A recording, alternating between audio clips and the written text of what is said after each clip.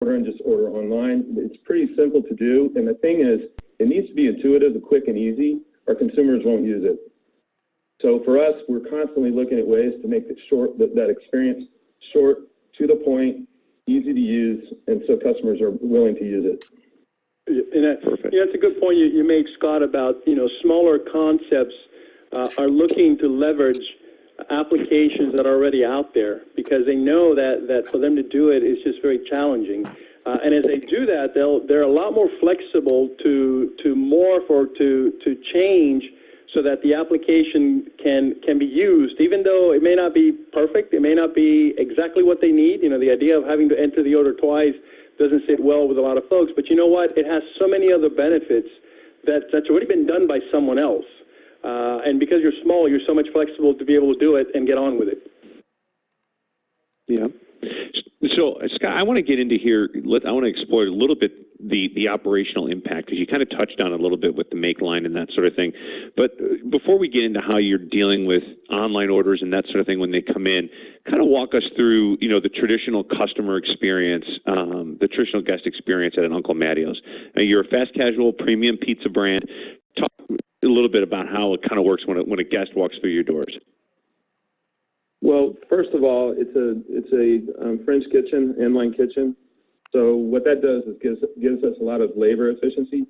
So you can really, during very slow periods, you could be 2 total team members that can take care of the guest, or you can expand that up to 10 to 12 if you're doing 200 pizzas an hour like we do in downtown Charlotte. So what it allows you to do is really be super flexible there, and building those efficiencies for the labor end of that helps us really take care of our customer and have more of our dollars spent on customer-facing labor dollars instead of in the back prepping stuff or away from the customer. We're in our kitchen doing those type of things. Prep gets done in the kitchen in front of the customers. We make our dough in front of our customers, but those team members also serve our customers. And so for us, it starts there. But as a consumer, you walk up, and we have a menu up in the front of the kitchen. And it's a long rectangular shaped kitchen. And so you talk to your first pizza maker. The goal there is to get your entree in the oven in 30 seconds. So we try to build a pizza in 30 seconds. The oven cooks it in 6 minutes. Conveyor oven, very consistent. We love our Lincoln ovens. And the total time from the guest order till it's on the table is 8 minutes. We do deliver it to the table. So once the pizza comes out of the oven, we cut it, plate it, bring it to a table, and we use a numbering system based on the number that the customer received when they started their ordering process. So we go find their table, drop off the food. Again, there's another interesting part of what we do is we bus our tables too, which is a little more premium than most fast casual, delivering it and busing it, but the same team members do both of those things. So you got to clean your dining room anyway, so why not deliver food going out and bus tables coming in? And so that's more or less how that it works from the consumer side, and also a little bit on how we run things in terms of operations. Perfect. Yeah, you kind of seen some of the audience has kind of seen some of the pictures here, kind of how the people work through. They saw the long line where you go down, you pick your ingredients and cut, unless you're ordering a chef created menu item. Go through the end, you get to this dessert and drinks at the end, right? That's always a good thing. Then have a seat, and we kind of go from there. Now, you guys, we talked a little bit about third-party delivery guys like Grubhub, Uber Eats, and so forth, and that's a big part of your customer technology facing your technology platform. How do you go about managing that effectively? I mean, you talked a little bit about how you've been able to leverage some of the marketing data and so forth, but talk a little bit about how once the order gets there, how do you handle all this? Well, Juan mentioned before, and he's right about this, each one of these third-party delivery suppliers, partners, they give you, each store, a laptop or a pad. Let's call it a pad. And when the order comes through, it comes through their system, and we have to ring it up as a call-in order. So that is a little bit clunky, and it does take time. There is a third party out there now creating the software to manage all that, so it will all go through the POS. And lucky for us, we're 100% cloud-based with an open API. It'll be able to attach to our system very easily. So we're looking forward to that. But we you can have as many third-party deliveries as you want. They don't really have non-competes. So we have several stores that have 3, and we have 3 pads, and you have to monitor those pads. They're set up to blink or make a noise when the order comes through. But once we get it in the machine, from that point on, it doesn't take any more labor other than the few seconds it does to treat it like a call-in order. We don't add labor. It's all incremental sales. And so the percentage that you pay to the delivery party is really what you would consider labor, because it's you don't add any labor to this, and you're able to do, well, we do a couple hundred orders to, 200 to 300 in some locations per week through third-party delivery. Wow, that's impressive. Yeah.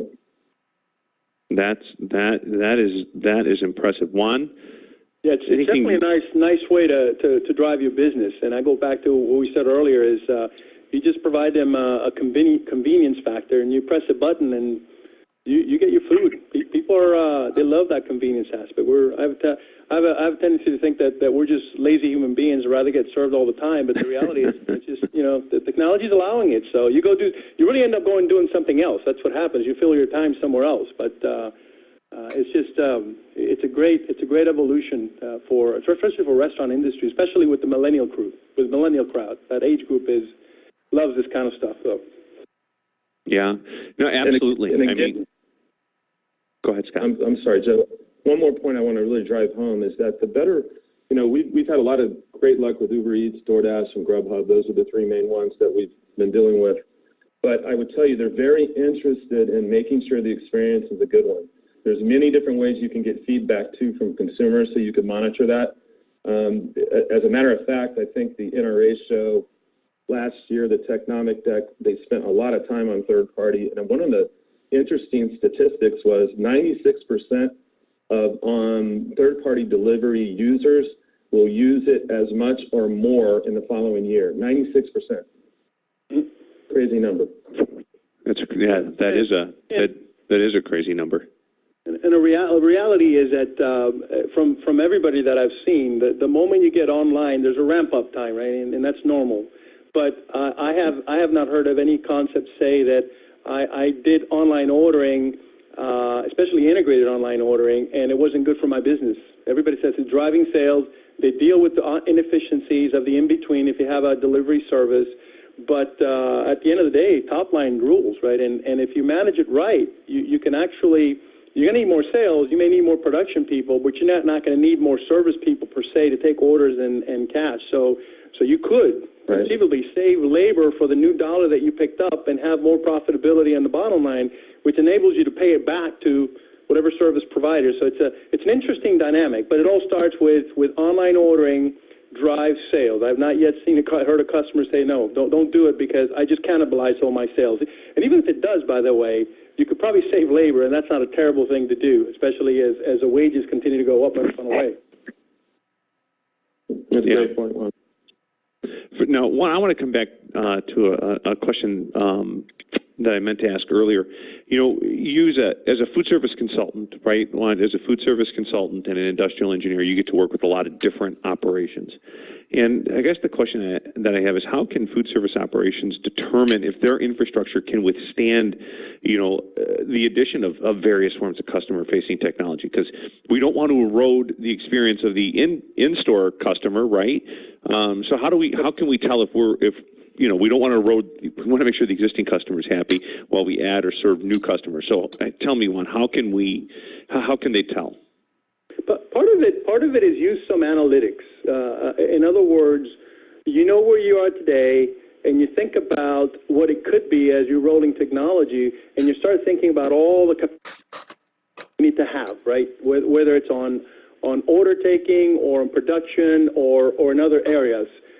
So you just get ready for that. You get ready for that as best as you can, and you think about where you produce it and how much labor you need, and you can continue to adjust on a daily basis, because that's what's going to happen. Every day it's a new day, and if online order, if the technology works for you, if customer-facing technology works for you, you're going to drive sales. So be ready to begin to move at the right pace.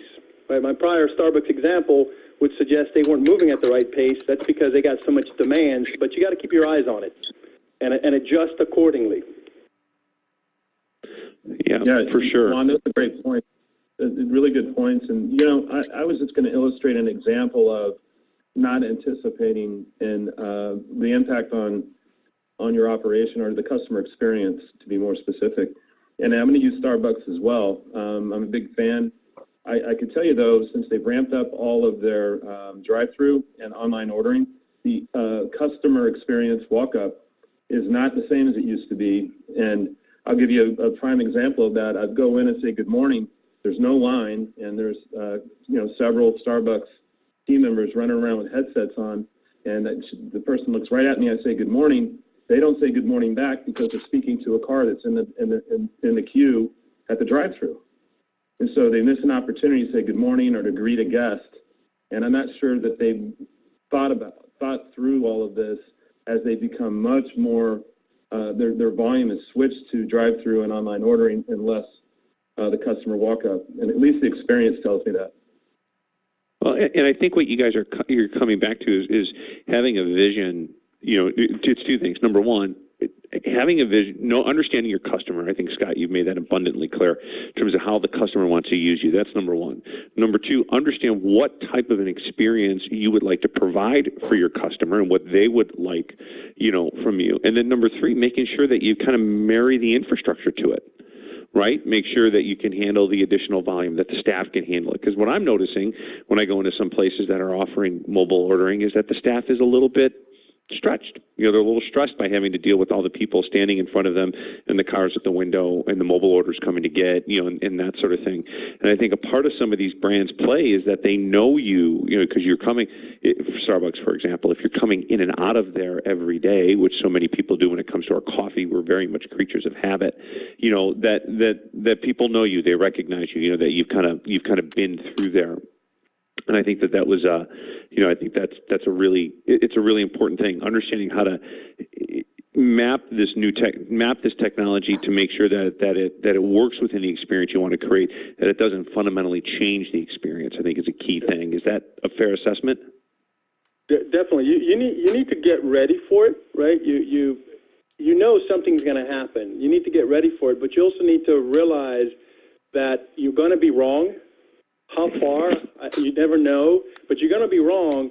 But as long as you're able to flex and adjust as the evolution happens, you should be fine. But you got to keep your eyes on it. You got to use some analytics. You need to understand where the guest is. Fortunately, a technology user, it's one that, although is time-starved when it comes to I got to have it when I get there, it's not like you're there and in 3 minutes or 4 minutes they're expecting it. You have a little bit more leeway, right? You have a little bit more time. But the last thing you want to do is the guest gave you more time, say 10 minutes, and they get there and it's not ready, right? That's going to blow them off and say, look, why are you giving me this technology when you cannot execute? Yeah, it's great stuff, Juan. You got to be ready. And I was going to give you one more quick example. At Five Guys, we rolled out online ordering. Again, I mentioned this before without really probably didn't do our homework well. We didn't understand how it was going to impact us nationally. Most people in the East Coast were not really doing the online ordering to the extent that California was. We had just grown in a very rapid way in California. So, of course, when we turned it on, that's where all the complaints came from. And I went immediately, hopped on a plane, flew out to check out one of our busiest stores and what was happening in that store. And basically, they were being overwhelmed by the online ordering piece. They had a line out the door to start the morning, and then now they've got extra tickets printing inside the main ticket printer to make these hamburgers and fries, and they were just felt overwhelmed. As soon as they knocked the tickets down, another 50 would print. And so it could be demoralizing to the crew. The customers don't really enjoy the experience. They come in, it's not ready. But one key thing to think about, we didn't think about this, is I watched it with my own eyes. The first 5 people through the door were college-age kids, and they didn't go to the line and order. They sat down, reserved their table, and picked up their phones and ordered from the table with their phones using online ordering. If I bypass the line, you're creating a whole new POS system. You know? Yep, and that was one of the challenges also in Panera 2.0. They had so many different ways to order. One of them is you go to the table and you could order. Well, think about it. If you have 20 tables, again, it doesn't happen this way, but it could. You can have 5, 6, 7 orders at the same time, whereas before you may have been 2 registers only or 3 registers, in addition to the 2 to 3 registers, right? It's not like, it's not replacing it. In this case, it's in addition to. So, not an easy challenge, but certainly it's a good problem because it's all about driving sales, and technology is a very, very great enabler. Yeah, we have a question that's kind of come in, and one, it ties into another slide that we have coming up. So I'm going to jump ahead here for you and talk a little bit about. We're used to thinking of this type of technology is really working with only QSRs or limited service restaurants and so forth, but it really has applications in other industry segments, doesn't it? It definitely does. Definitely does. One of the greatest. I mean, we all know about paying at the table, right? There's a lot of full-service restaurants doing it. If you go to Europe, that's the only way you do it. In international, there's no other way to pay.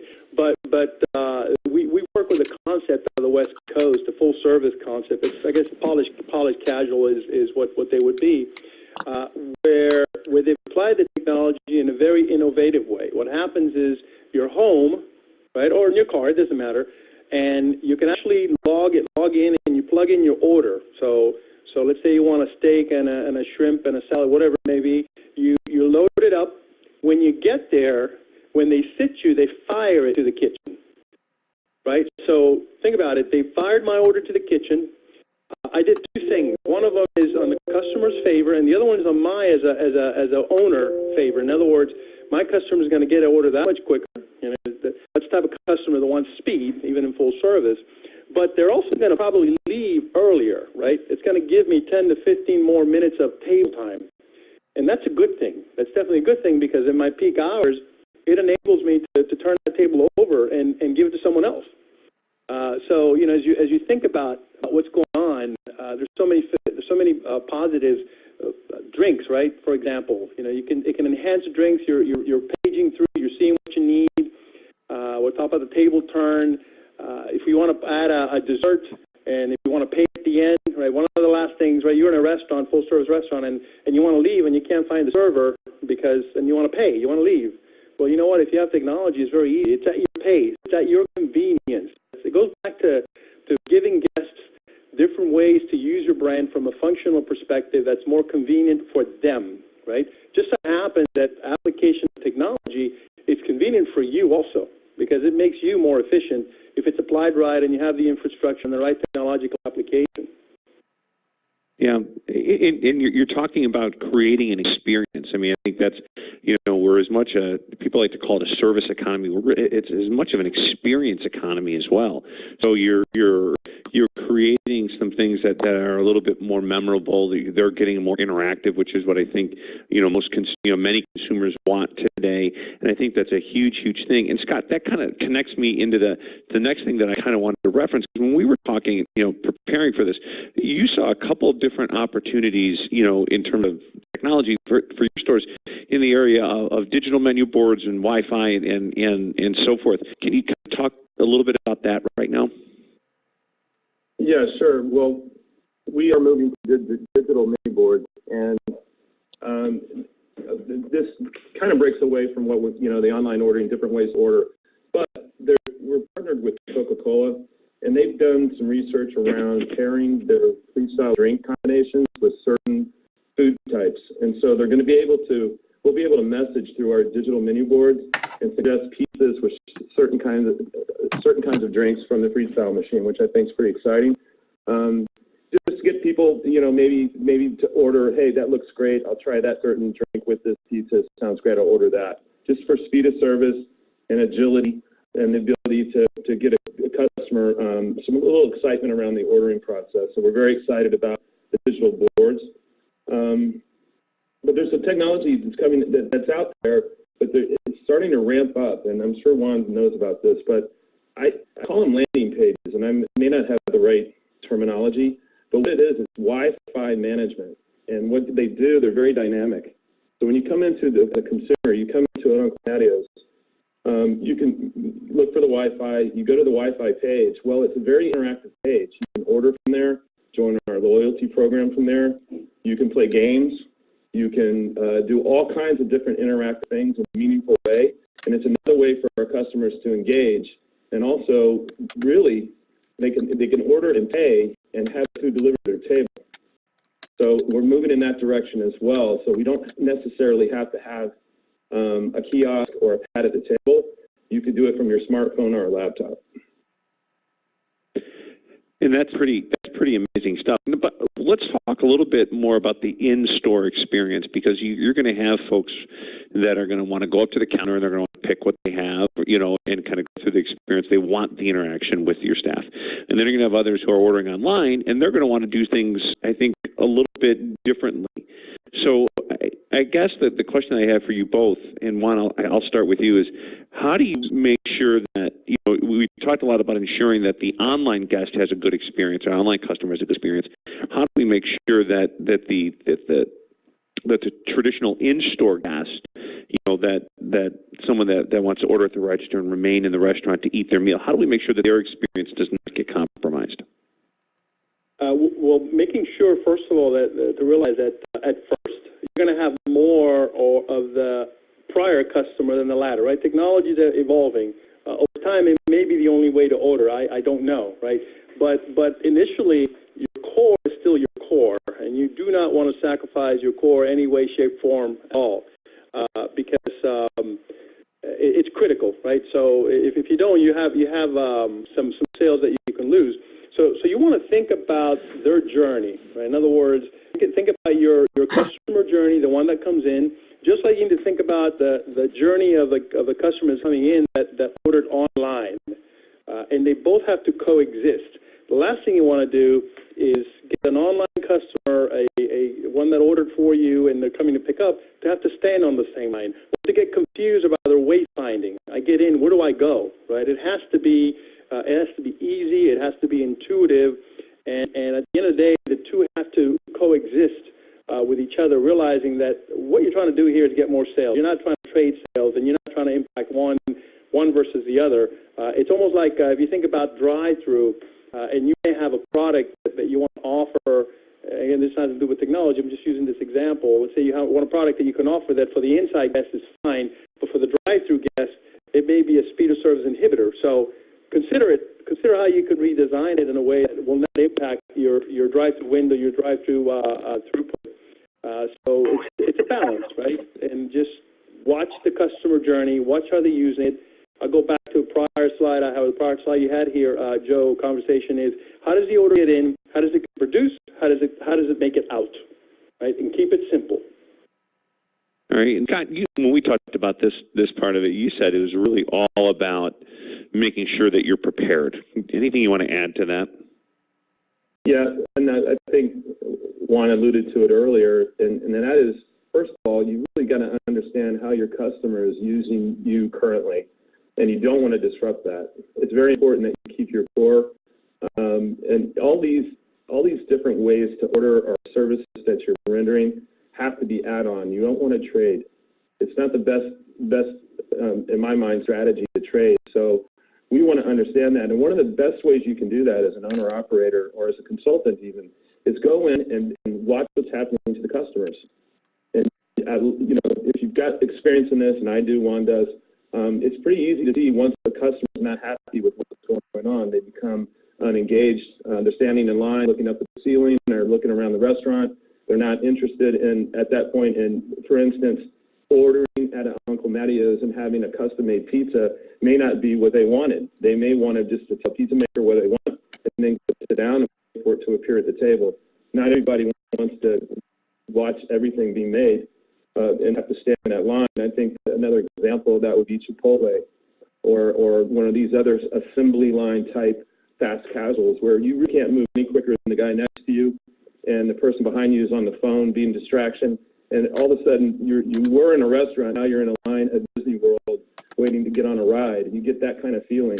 And so I think understanding the examples that we spoke to about Starbucks, all of that is really making sure you understand what's happening to the customer in any one of these phases and monitor it closely, listen to feedback. That's very important. Your customers know what they like.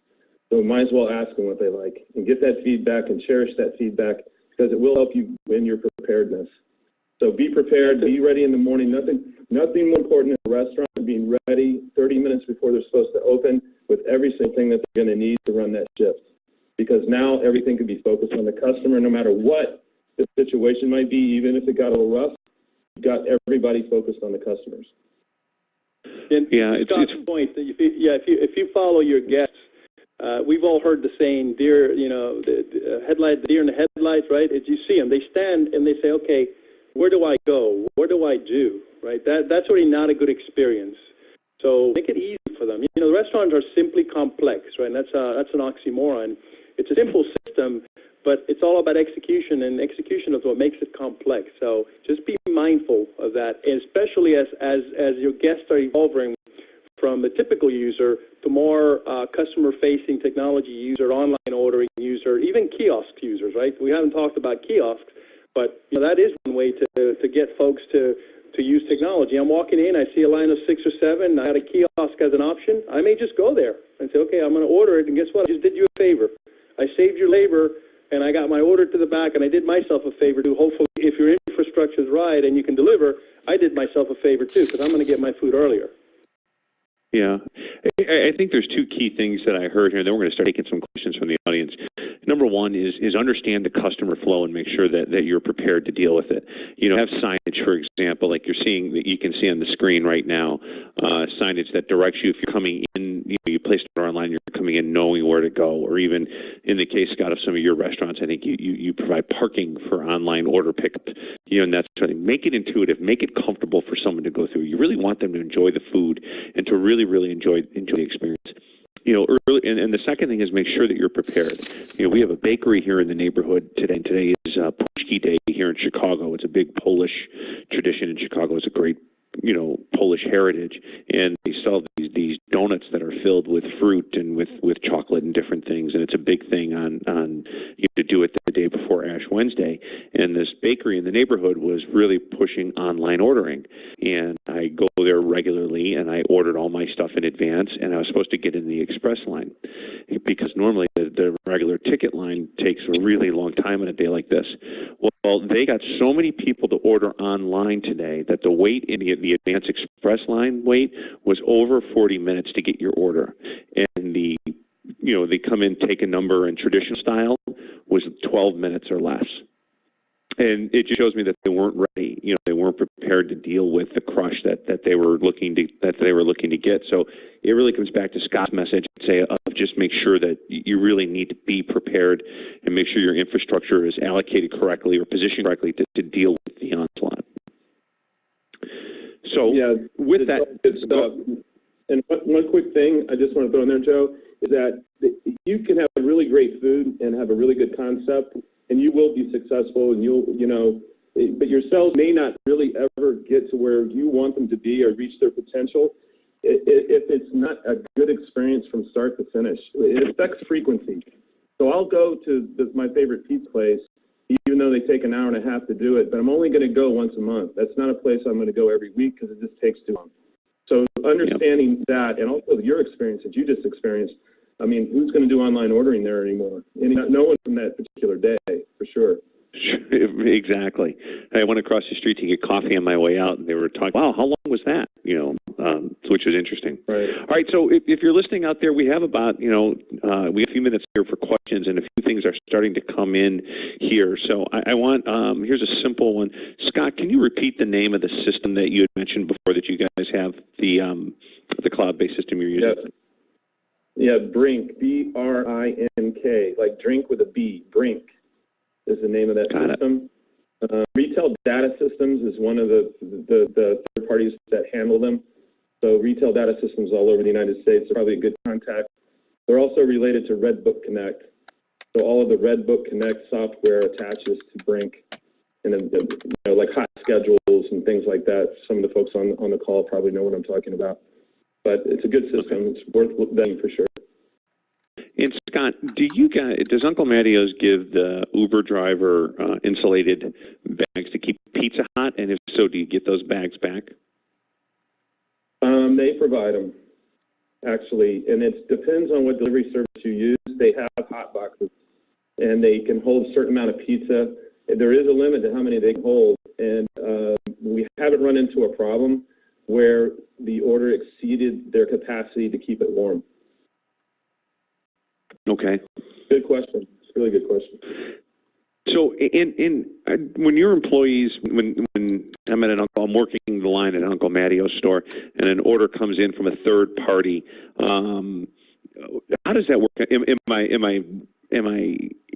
I don't think it's integrated to your system, is it? Do they have to grab that order off the tablet and then manually add it? Yeah, that's what we were talking about that a little earlier. That's one of the few inefficiencies that you have with the system. The way it is, none of them integrate right now with any POS system. Although that technology is being developed, my guess you will have it this year. Where all third-party delivery services will be integrated into one software platform that attaches to your POS system. But right now, it's treated like a call-in order. So the little pad dings, there's a noise, I look over, I have an Uber order, I create a ticket, and I type it in just like a consumer was talking to me about what they wanted. And then it comes out as we still ring it through Uber, so it shows up as it's a third-party delivery on the ticket. And it also gives us the fire time on it too. So it doesn't fire until 10 minutes before they want to pick it up is the rule that we have in place. So any order that you want, up to 3 entrees, if the ticket will fire 10 minutes before the driver is supposed to pick it up. Good. Juan, in your experience, does ease of ordering become more important than the food? It never. You know, food trumps anything else. If you don't have the food, if you don't have the quality, and if you're full service or family dining, if you don't have the right service inside the front of the house where people come in and dine in, whether they ordered online or not, they're going to forget that piece, right? It's just in addition to ordering becomes a convenience. You know, I'm sure you've some of the write-ups on Domino's. They say, you know, you could order a Domino's pizza in the time it takes you to stop in a stop sign or a red light. You know, they obviously don't come to Miami. We don't use stop signs or red lights down here. But anyhow, it's just that fast. It's just that convenience, right? That's important. But it's not going to replace the other pieces. It's not going to replace the experience. It's not going to replace the food quality. If you're eating in there, especially, it's not going to replace that whole experience. So you want to make sure your front of the house it's in order. So it's just additive, right? It's a type of guest that wants to use the technology. That's an area that you're trying to leverage. Yeah, Juan, exactly right. But I think what we're trying to do is, at least at Uncle Mattio's, most restaurateurs, we're trying to create more occasions. We want the consumer to use this for more reasons. And one of those could be convenience. There's no question about it. So we don't want to lose a customer because we're not convenient, but the food comes first, no question. Yeah, so let me ask you this, then, you know, in terms of looking at specific types of, we talked a lot about apps and online ordering and third party. What about kiosks? You know, we haven't touched too much on kiosks. Is there value in self-order kiosks on site, or do you think using an app is just the better way to go? If you think about it, an app, it's a kiosk in your hands, right? So you just happen to be carrying it with you. But not everybody has the app, right? So as you're walking into a restaurant, and I said this earlier, if I have an option to do a kiosk, it's my option, right? I can see a line of 6 or 8 deep. I've got a kiosk. I go ahead and I order through it. As a matter of fact, if you're going to have a kiosk, sort of play game. You need to play games and balancing of service with your guests, because if you typically have 2 registers open, you're adding a kiosk. Guess what? Your line is going to be about as long as it's always been. Maybe you need to play around a little bit. Say, you know what? I'm only going to have 1 POS. Open the second one later, and sort of entice people to use the kiosk more. Don't force them, right? Don't force them because they're going to not like it. But you still have that guest that wants to use it. But considering where technology is going, a smartphone is your kiosk, and as more people use it, it just happens. I mean, if you're visually impaired like me, you know, the number and the information gets a little bit more difficult. Whereas a kiosk on a nice screen is gonna be much more marketing appropriate and decisive. And there's a lot more you can do a lot more with it, but it's on site. So I wouldn't abandon. That's a technology that some concepts should and will continue to use. because of what it does for them. You know, and as technology progresses, the cost of kiosk is becoming much cheaper. Yeah, it's good stuff, Juan. And, you know, another thing to think about, I was just looking at our loyalty data. I check it every Tuesday, and we've now become, from last year, and I'm going to tie this into the kiosk because where I'm going with this, but last year in January, 11% of our sales were from loyalty customers. Fast forward to January 2017, it's now 25%. And one of the reasons that we're hyper-focused, and I'm sure you've seen Domino's and all these other big brands going after 50% off our loyalty customers, our online customers, or any way you can engage in that way, they can get stock in the company, $10,000, all kinds of things. And it's because of the ease of use. If you walk up to that kiosk or use your smartphone, you have a loyalty number that recognizes you, remembers your last order. All you got to do is press a button. That's what I want, done. It pays for it. It sends it. It takes 2 seconds to order whatever it is that you want to order. Yeah, it's all about convenience. Yeah. For sure. Well, one last question, because Juan, you said it was all about the food, right? And you talked about, and I know that, you know, Uncle Mattios takes great pride in the food that it produces as well. The question I have is, how do you best handle food items that might not travel well? You know, they might be really flavorful, but they might be a little bit messy. You know, this country's established a good way to transport pizza, but what if it's, I don't know, if it's a salad or if it's a noodle dish or, you know, tacos or something like that? How do you make sure that how do you handle food items that don't travel well? Well, actually, the easy answer is packaging. You certainly have to mind whatever packaging you use for whatever product you're trying to deliver, whether it's a moist product or a dry product or a hot product, or a cold product. You just have to do the best you can. Now, keep in mind that people are buying that convenience. Those folks may be more willing to sacrifice a little bit on the quality, realizing that because of the convenience factor. But don't forget packaging. Right? And I said earlier, one issue I had with packaging is I couldn't tell what was inside of it. But think about what you're carrying, apply the right packaging so that your food has the best shot at making it there in a good quality fashion. At the end of the day, you know, just like the delivery service is your last point of contact, the real last point of contact is the food you're eating. Right. And I think that's a great way to wrap up, because I think what it comes back down to is a holistic approach. I think that you have to take. You can't make any of these decisions in a vacuum. It's not like you're just trying to check a box. You know, okay, we added online ordering, we added an app, we added whatever. We're using Grubhub now. You have to look at how it affects your operations, how it affects your employee journey as they go through the business every day, how it affects your existing customers, and make sure that it's a sustainable way to be able to grow your business that really complements the brand experience that you're trying to develop. So with that, I will, it's time to say thanks to our sponsor once more, the nice people at Trimark. So thank you to Trimark for sponsoring this webcast. Also, I would like to be able to say thank you to our two speakers, Juan and Scott. Thank you for your time here today. You're very welcome. Hopefully we're able to provide some insights that will help the listeners' business a bit more. Yeah, thank you. It was a pleasure.